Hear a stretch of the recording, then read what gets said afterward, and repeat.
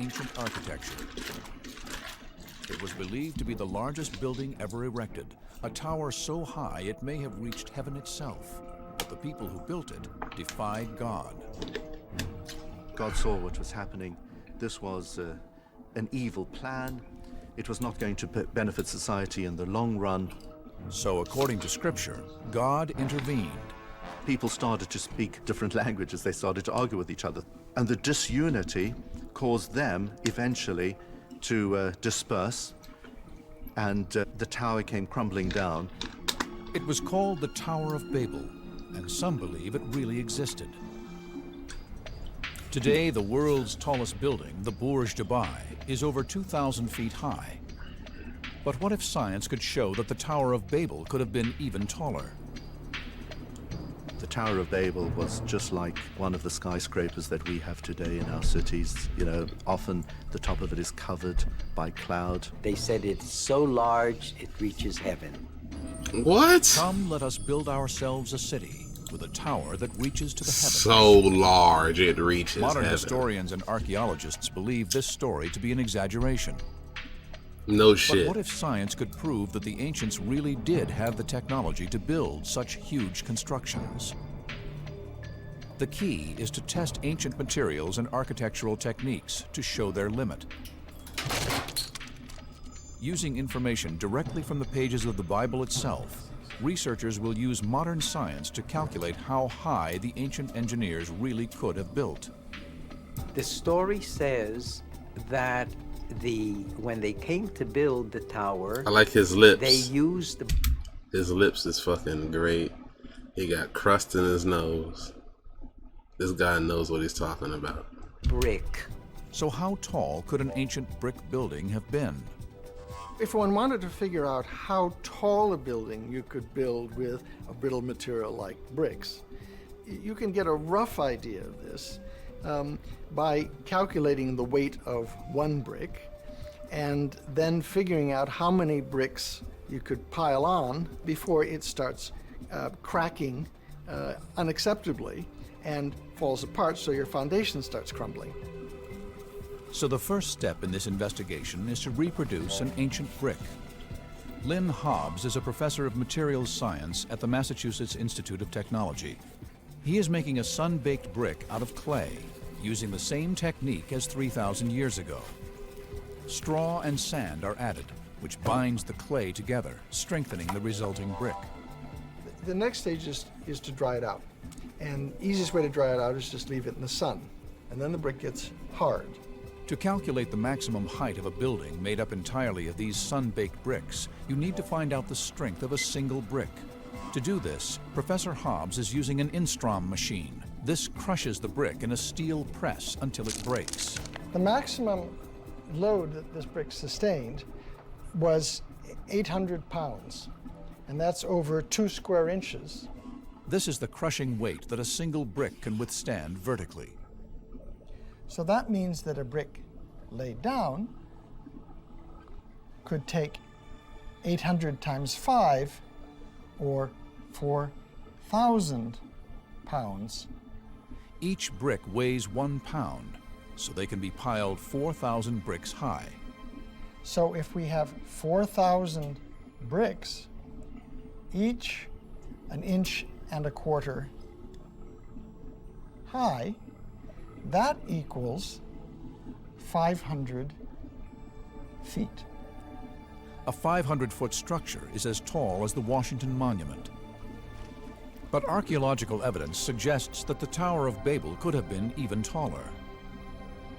The story is set in ancient Mesopotamia, modern-day Iraq and Syria, a land that still today has ruins of ancient megastructures called ziggurats. Ziggurats. Ziggurats were the skyscrapers of ancient Mesopotamia. On their tops, temples were built which were believed to be the dwelling place of the gods. Ooh. The dozens that still stand today have been dated by archaeologists to be from the same era as the story of the Tower of Babel. They were created first around 2000 BC. The ziggurats still stand today because of their very strong pyramidal structure. Well, the ziggurats are part of a very ancient tradition And so the people of ancient Iraq were very experienced in dealing with the materials for the platform. They understood that the increasing weight of these platforms needed spreading of the load. Buildings with a wide base, like the Great Pyramid Spreading of the load. at Giza, spread the load better than straight Come on. towers. This makes them more stable and therefore able to be built taller. A pyramid could be built 3 A pyramid. A pyramid. times higher than the tower. And if we take 500 feet Yeah. and we multiply that by 3, we could actually have a 1,500-foot pyramid built out of sun-baked brick. 1,500 feet is more than a quarter of a mile. That's pretty amazing for a bunch of clay that you've dug out of the ground. So using sun-baked bricks in a ziggurat shape, they could have built 1,500 feet high. That's more than the height of the world's tallest brick building today, the Chrysler Building.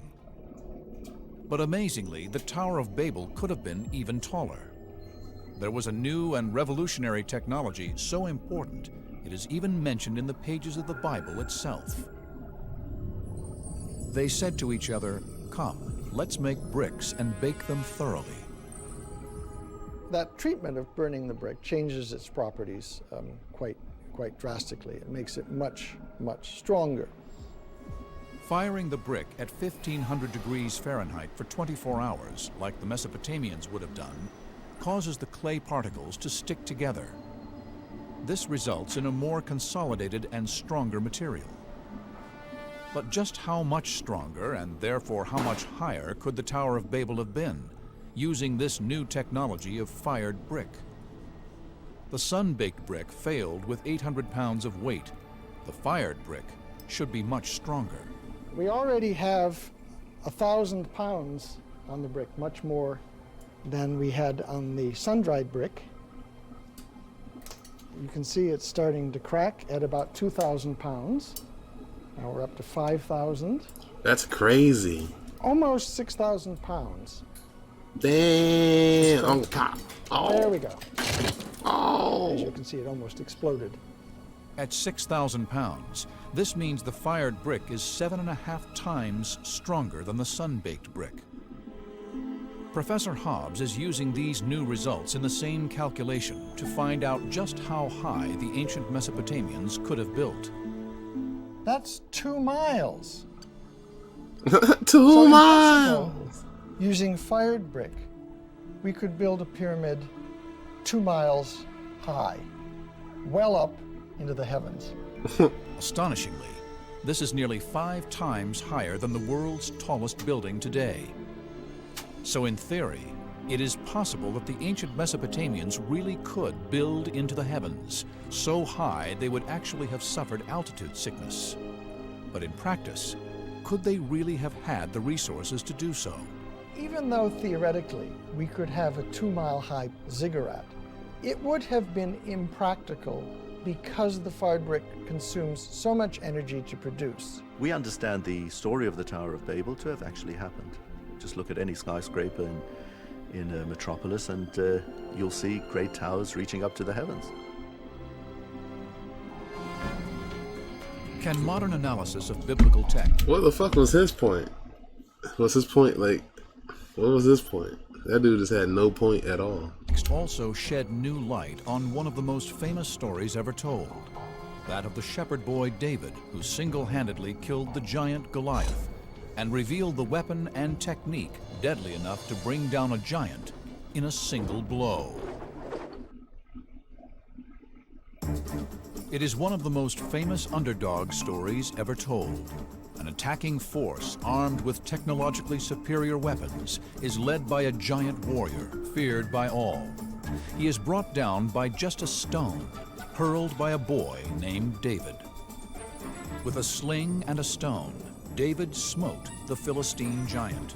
David not only defeated Goliath, but defeated the Philistines, and by defeating the Philistines was actually the motivating force for the beginning of the history of Israel. How difficult would it have been for a boy to strike and kill a giant with just one accurate blow? The sling is the great ignored and underrated weapon of the ancient world. It's very cheap. It's the weapon of poor people, but it was incredibly effective. As two great armies stood facing each other on the edge of battle, why was a boy matched up against a giant?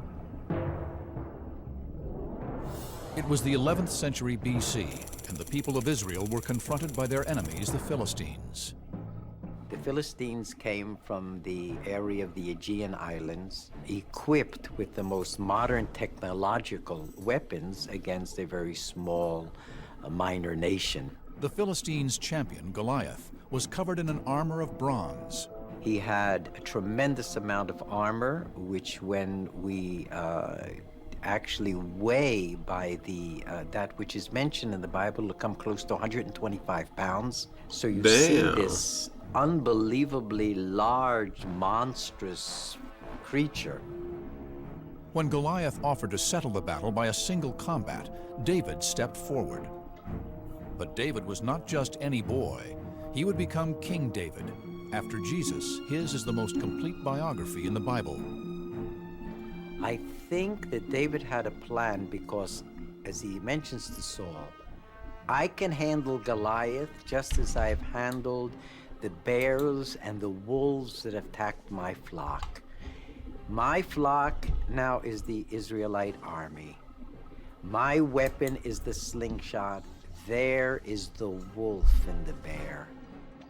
Ancient discoveries will use modern technology and clues from the Bible itself to discover David's technique.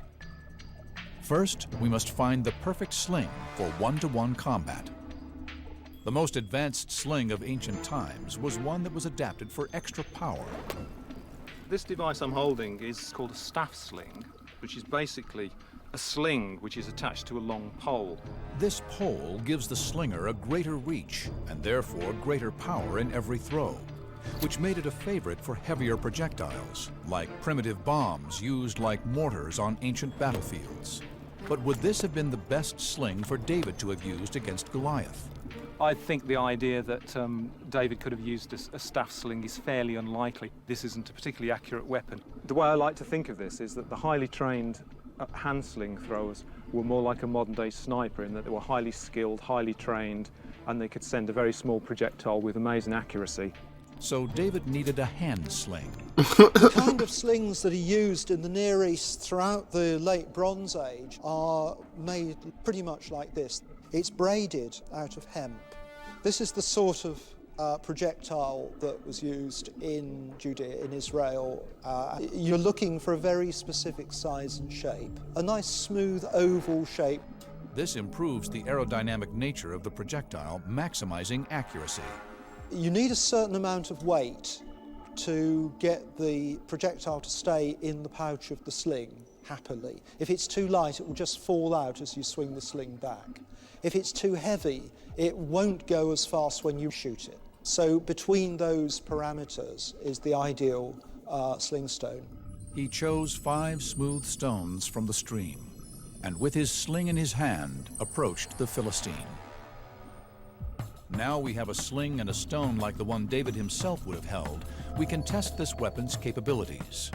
Luis Pons Livermore is the slinging champion of the Balearic Islands. This guy? For millennia to the world's greatest slingers. The Balearic I come here with and I show you what they can do.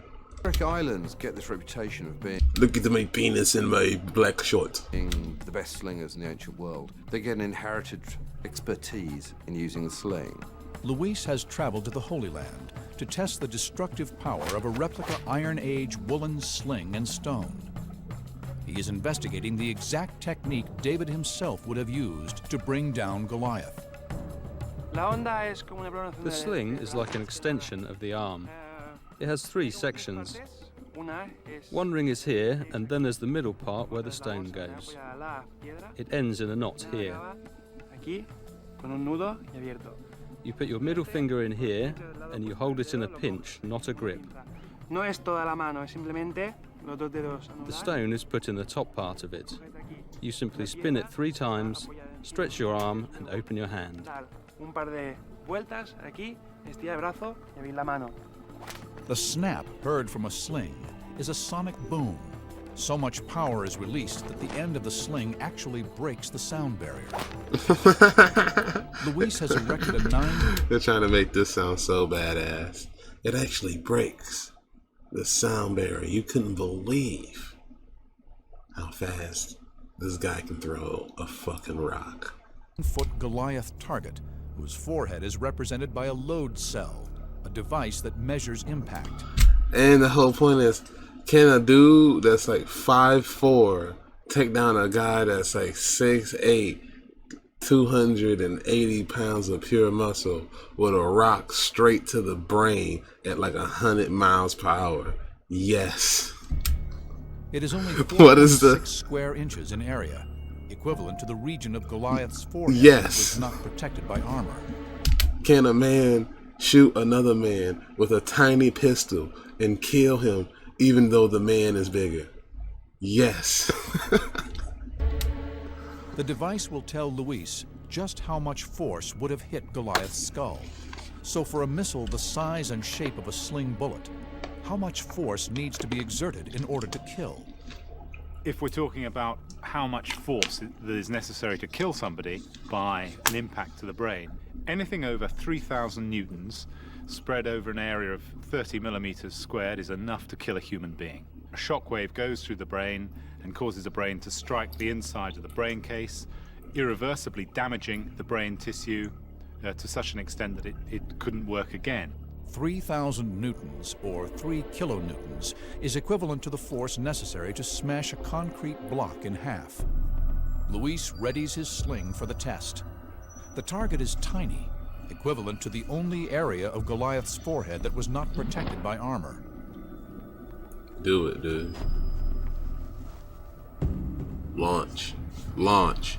Launch. Launch. Launch. Launch. Very anticlimactic. 3.62 kilonewtons. That's sufficient to eliminate Goliath with a sling and a stone. Goliath is now dead. He sliced and struck the Philistine on the forehead. The stone sank into his forehead and he fell face down on the ground. But to have achieved this must have taken extraordinary skill and nerve. Even Luis, the world's foremost champion slinger today, has found it exceptionally difficult to obtain power and accuracy at the same time. To be able to take out an armoured man with one sling stone is a lucky or an incredibly skillful shot, even for a very skilled slinger. He must have been endowed with some tremendous skill, ability, and capability that came to fore at the time of a crisis. And the fact that he was able to face a crisis successfully is one of the basic requirements for ultimate kingship. Ancient discoveries have revealed that it is possible for a mere boy to sling a stone so accurately that he could kill a distant target. But to do this, David would have been more skilled than the average shepherd boy in the arts of a warrior, or very lucky, or, as the Bible suggests, truly blessed. Throughout He had the the reign gift King of David, gall. and still to this day, man has attempted to control The gift fire. of gall. Could ancient documents reveal that the people of biblical times had a miraculous technique, a way to create fire as if from nowhere? One of the Bible's most mysterious wonders is the story of an altar of stone and wood described in 1 Kings. The altar burst into a fiery inferno, but amazingly no spark was used to ignite it. The flame appeared to spring from nothing.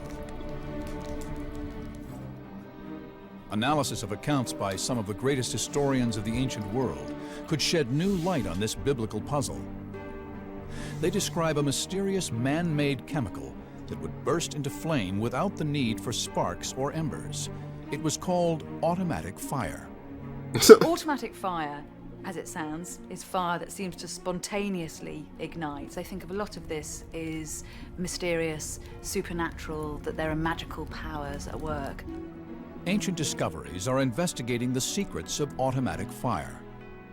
The story begins nearly 3,000 years ago on Mount Carmel in Israel.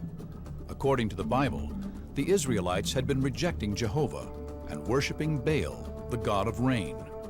Now there was only one priest of Jehovah remaining, the prophet Elijah. Elijah went before the people and said, "If the Lord is God, follow him. But if Baal is God, follow him." But the people said nothing. The people were like, this nigga always got something. Yo, he always talking, bro. You always talking. Laid down the gauntlet, and he said, "Come on, bring your prophets of Baal, and let's see who the real God is." So Elijah set them a challenge. He and the prophets of Baal would both build altars and call upon their gods to ignite them.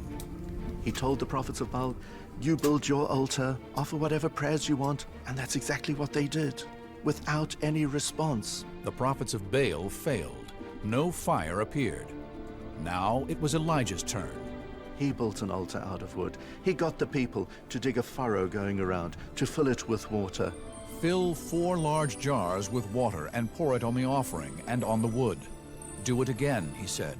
Do it a 3rd time. And then he prayed to God, "Save us, answer us our prayers." Fire came out from heaven and consumed the entire area. Elijah had won them back to a belief in God. Fire on an altar drenched with water. Is it possible the water itself somehow actually ignited the blaze? We're used to water putting out fires, but sometimes water can create a fire. What substance could they have had in the ancient world that would display such a supernatural quality? Documents written in Israel in 232 BC harbor clues about the mystical substance automatic fire. There's this man called Julius Africanus who lives in Jerusalem. He talks about this automatic fire. What it probably is a mixture of naphtha and sulfur and quicklime. Because this was such a potent thing, the recipes for automatic fire were always very, very closely guarded. And the secret remains hidden again for hundreds of years, until in the 1st century AD, the great Roman historians Pliny and Livy both write accounts of this magical mixture igniting with water. Using these accounts and the chemicals they describe, ancient discoveries will attempt to relearn the secrets of automatic fire. Tim Gallagher is the head of chemistry at Bristol University, England. He has been conducting experiments using only substances available in Elijah's time. We have 3 components: calcium oxide, quicklime, sulfur, and naphtha. These are the 3 components that are mentioned in the ancient texts. Sulfur and naphtha both occur naturally, and quicklime comes from burning limestone. We're going to try and create a fire by combining these components and adding water. The easiest way to start a fire with water is to have a reaction that generates a lot of heat. And in principle, that heat could then ignite something close by that's also flammable. Fires start when a flammable fuel is subjected to heat. Look at that powder. When you mix water with quicklime, you generate a lot of heat. The reaction of water with quicklime is highly exothermic. An exothermic reaction is one that releases heat into the atmosphere. This happens because chemical bonds are being formed between the water and the calcium in the quicklime. And what I'm going to do now is cook an egg with the heat that's generated by the quicklime. Over 500 degrees Fahrenheit now. I didn't think we would generate such a large amount of heat so quickly. If you can harness that heat in the presence of something that will ignite, then you have a way of generating fire with water. But what we don't have in here is anything that will catch fire. So Tim is going to redo this test in the presence of the 2 fuels, naphtha and sulfur, in the hope that these will ignite from the heat generated. But this experiment will be on a much larger scale. Tim has built a replica of Elijah's altar.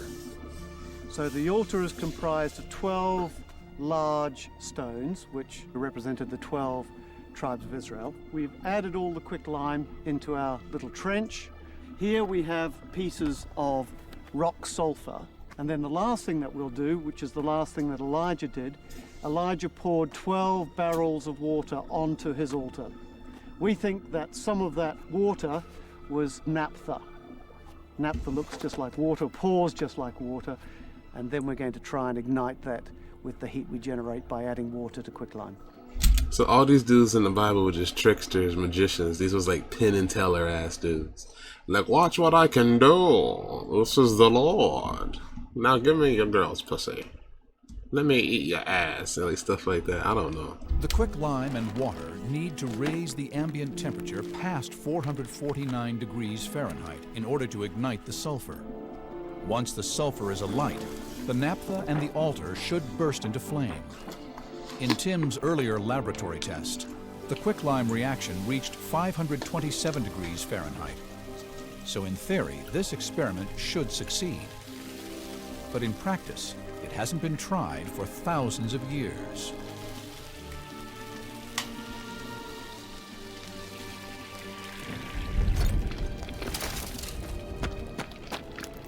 It's catching. So it's igniting the naphtha. That will spread the fire, and you can see it now spreading through, and everything's coming from the quicklime end of the altar.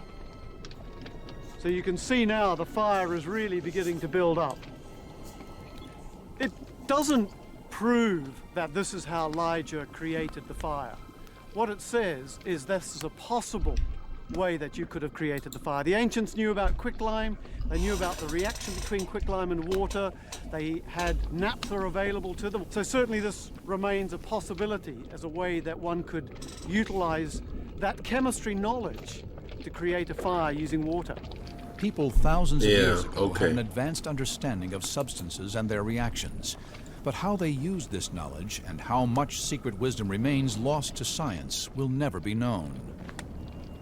Another closely guarded secret of the time was that of one of the earliest biological weapons, a honey that was toxic and was used by ancient armies to poison the enemy. Oh. Bees, wasps, and hornets strike fear into most of us. Even today, bees kill up to 100 people every year. And in biblical times, military leaders used this fear to terrify enemy armies. In the Bible, if you take all the references to bees, you will notice that some of them present bees as being a danger, as being even a lethal weapon in war. And I will send hornets before you, which shall drive out the Hivite, Canaanite, and Hittite from before you. Next Assassin's Creed game, you gotta be able to just murk a motherfucker with a fucking, just run up a motherfucker and just slam a beehive on his head. People develop all kinds of ways to use bees. They pack them into little clay pots, which are almost like hand grenades. They attach whole hives to catapults and shoot them into cities. But in an ancient account by Greek historian Strabo lies evidence that this weapon was taken one step further. In 67 BC, something happened in the north of Turkey that is still not fully understood by historians. One of the strangest examples of bio-warfare was used against the Roman army. It involved a honey trap of an ingenious nature. There's hugely varied different forms of power struggles going on throughout Roman history. Lots of kings who are very unhappy with their lot and try to rebel. One of these rebellions was led by King Mithridates. He was one of Rome's most successful enemies. He really gives the Romans quite some trouble. The Roman general Pompey the Great was charged with leading a large army against King Mithridates. After a year of battle, the two forces reached the shores of the Black Sea in northern Turkey. The Romans have the upper hand and Mithridates is retreating. What he does very cleverly, though, is he leaves in his path these pots of honey. The Romans advance, they come across what they think of as delightful little tributes from a fading enemy, eat the honey, but it turns out to be viciously toxic. Could this honey really have been a ready-made biological weapon? The soldiers go slightly crazy. It's as if they're high, drunk, then very agitated, and then a lot of them throw up and have diarrhea, and then they get very, very high again and kind of rush around, and this lasts for about 3 days. Amazingly enough, the Bible itself might warn of this terrible bioweapon. Have you found honey? Eat only as much as you need. lest you be filled with it and vomit. How can a honey become toxic? The answer lies in the rhododendron bushes that cover the hillsides of northern Turkey. There are many examples in nature of toxins, and the rhododendron plant itself is capable of producing natural toxins. These toxins are called terpenoids and are found in the nectar collected by the bees. These terpenoids can become incorporated into the honey from the nectar that bees are gathering from the rhododendron plant. For a window into how honey intoxication by terpenoid affects the body, ancient discoveries have brought in a human guinea pig, former military officer David Shaw. He will be administered 15 fluid ounces of the terpenoid solution under medical supervision. I'm pretty anxious, really. It's kind of a step into the unknown with this test. The side effects listed range from just mild dizziness and perspiration to vomiting and coma. David will be overseen by Dr. Adam Cunliffe, here at the Human Performance Laboratory at the University of Westminster in central London. He will be put through a test that will push his cardiovascular system and coordination to the limit. But he will carry out this test twice, once before and once after taking the terpenoid. Dave is running at 10 miles per hour for 10 minutes. The test will measure his heart rate and oxygen consumption at low levels of activity. Your heart rate here was 164 on average throughout that test. And we can also see your oxygen consumption, and that turned out to be about 3.8 litres per minute. And it's the oxygen which is required by the exercising muscle. So the harder you're working, the more oxygen you're going to be consuming. Dave is in peak physical fitness, just as the Roman soldiers would have been. His test results are above average, but what effect will the terpenoid have on his body? Terpenoid is highly toxic, and Dave is only able to do this under strict medical supervision. Do not try this at home. Really, we want to see if his performance is affected. Dave's looking a little bit unsteady on the treadmill. He's finding it difficult to keep in the centre of the track. His heart rate's about 10 beats higher per minute than it was in the previous experiment, and his respiratory exchange is quite a bit higher than it was on the previous test. His performance on the treadmill was significantly affected in a negative way. When we looked at his physiological data, we saw that he was working harder, running at the same speed. Any form of coordinated movement, as a battle would certainly involve, would be seriously affected. I had no control over my cardiovascular system, and obviously the results show that I was greatly diminished. In essence, we could see it as an early application of a kind of chemical or biological approach to warfare in getting the opposing forces to actually ingest this toxic substance.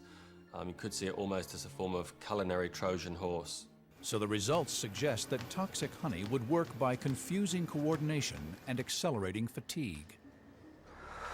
The 3 squadrons of Pompey's army that found and ate the honey on that fateful day in 67 BC became violently ill. That night, the sick Romans, still suffering from the effects of the toxin, were annihilated by King Mithridates' army. War drove technology to develop in biblical times. But in making weapons, did the Israelites also discover a super science that would allow objects to levitate? The Ark of the Covenant, containing the 10 Commandments of God, was said to have been able to fly. Can modern research now show that this really was possible? Yes. Well, now the Ark is really levitating, hovering freely in the air. The most powerful religious object in the ancient world was the Ark of the Covenant. We call it the Mysterium e Tremendum. It is this tremendous mystery of divine power, all concentrated within a small architectural device.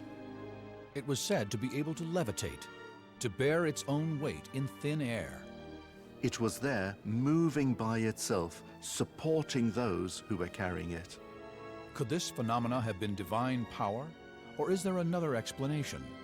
Could the levitation have been achieved by lost technologies, technologies that only today are being rediscovered? Believers believe that God can do anything, and especially when it comes to the Holy Ark, which houses the 10 Commandments, given by God to Moses on Mount Sinai. The Ark is mentioned in numerous books of the Bible, the Quran, and the Hebrew Torah. But the most mysterious story is that of Uzzah. We know from the first book of Samuel how in the days of King David the time had come for the Ark to come back home to Jerusalem. Oxen were pulling a wagon on which the Ark was resting. Uzzah noticed that the oxen started to fall to the ground. He feared instinctively that the Ark could fall, and so he put out his hand to steady the Ark, and as soon as he did that, he dropped down dead. Why? Actually, the Ark didn't need an Uzzah or anybody else to steady it. God said to him, Uzzah, it bears those that carry it. Can it not certainly bear itself? God was powering that Ark forward. Yes, it was levitating through the air with that power coming from God. But can science offer an alternative theory? Modern scientists have uncovered a set of substances with mystical properties. They're called superconductors and could explain the miracle of levitation. Superconductivity is one of the great frontiers in physics. Superconductor expert Professor Tom Johansen at the University of Oslo, Norway, is investigating the phenomenon of levitation by superconductor. I have a magnet here, and if this is in the vicinity of the superconductor, when I cool the superconductor, what is going to happen is that the superconductor recognizes that there is a magnetic field surrounding it, and it's going to react on that. These unique properties of a superconductor create an effect called stable levitation, but they only work under very specific conditions. There are many materials which are superconducting by itself. For instance, aluminum, lead, many elements are superconducting. So the materials used to make superconductors were common in the ancient world. But you have to cool them far down in order to get those properties. Substances will only superconduct past a critical temperature. To raise this critical temperature, metals are combined into alloys. I have here a piece of yttrium barium copper oxide, and this material has to be cooled below 91 Kelvin in order to get into the superconducting state. But this you can achieve very simply by pouring in liquid nitrogen. 91 Kelvin is equivalent to minus 296 degrees Fahrenheit. I can take the magnet and bring it closer, but if I now put my hand back, it will stay in the air. Magnetic levitation by superconductivity. But how can the magnet oppose the force of gravity? James Dean, a specialist in creating three-dimensional schematics, is using technology specifically designed for ancient discoveries to investigate. When a superconductor is cooled below its critical point, the way in which electricity flows within it changes. If we take this superconductor and we place it in the presence of a magnetic field, we can see that the field lines of the magnet are inducing a flow of electric charge within the superconductor. These currents form tornadoes of charge called vortices, with the magnetic field passing through their core. If we zoom in and take a closer look, you can see that the vortices of current that the magnetic field has induced are passing through any little tiny defects they can find in the superconductor. These defects pin the vortices and therefore the magnetic field in place. If we move the magnet, we're moving the magnetic field with it, which means that the vortices are being dragged away from their pinned locations. So they're resisting this movement, and if we push it and pull it, we can see that it's trying to pop back into place. In fact, we'll find that any force which tries to move the magnet, and thus the magnetic field, will be met by an opposing force, which tries to return it to the same location. And this is the key to stable levitation. The pinning of the magnetic field opposes the very force of gravity itself. So this is how they make those spinning Bluetooth speakers that float. That's like literally all they did was just explain that. It was like, this is how we make those floating Bluetooth speakers you see at Best Buy. That's like $200 for no reason. So the magnet is locked in place because its magnetic field is locked in place, and it levitates above the superconductor. If the superconductor is moved, the levitating magnet will follow it, flying at the same height along a plane. So the magnet not only levitates, it can also be moved stably through the air. But could the ancient Israelites have mastered such a science more than 3,000 years ago? Quite often when we look at ancient technology, we're amazed at the craftsmanship and the skill that goes into the production of objects. This was an age of highly sophisticated metallurgy. War across the ancient Middle East was fueling the fires of advancement. Smelting processes were being improved to produce better alloys for weapons.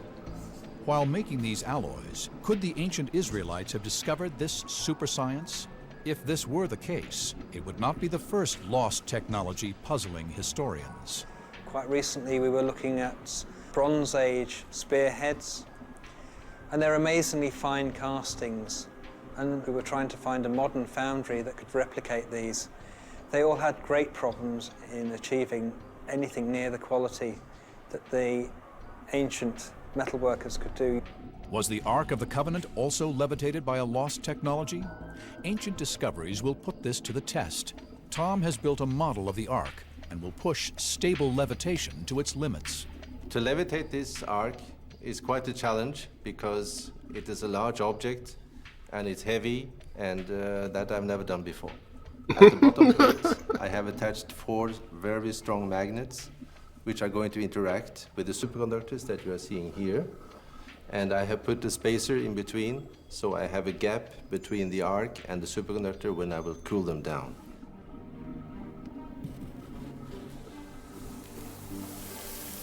Tom pours in liquid nitrogen to cool the superconductor to minus 320 degrees Fahrenheit.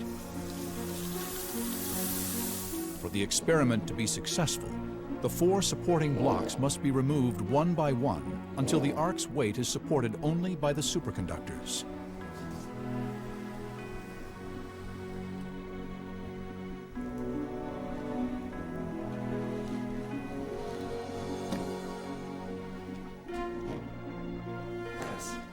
Well, now the Ark is really levitating about 50 millimeters above the superconductor, hovering freely in the air. If I touch it and try to push it to the side, it will oscillate by 2 or 3 millimeters. If I really press my hand, I'm now pushing with a big force, and it's almost not moving down there. It could take much more weight. So superconductors can cause levitation. But could ancient man really have discovered this super science 3,000 years ago? That was cool. The physics of magnetic levitation with superconductors is, of course, part of the laws of nature, and this has been like this forever. The discovery of superconductivity was totally accidental. It happens by accident even today. But there remains a mystery. How could ancient scientists have chilled the superconductors to temperatures hundreds of degrees below zero? It is possible they didn't need to. They could have discovered materials that superconduct at room temperature. There is no fundamental physical principle which prevents room temperature superconductivity. It could be that people have not found this material, but we cannot say today that it's impossible. God works in different ways. And sometimes you can have an extraordinary feat from heaven. Sometimes you have something which is within the laws of nature which takes place. Both come from God. The fact that the Ark could move by itself is a testament to the greatness of God. It is not magic, but it's very fascinating physics. Modern science often helps to substantiate details and facts that are in the Bible. There are details within modern science which are incompatible with the biblical account of events, but often, actually, modern science can be an aid to strengthen our faith and to substantiate what's in the Bible. The mysteries of the Bible have intrigued scientists and historians for millennia, but the book also gives us clues. Clues to the ancient civilizations, cultures, and technologies of biblical times.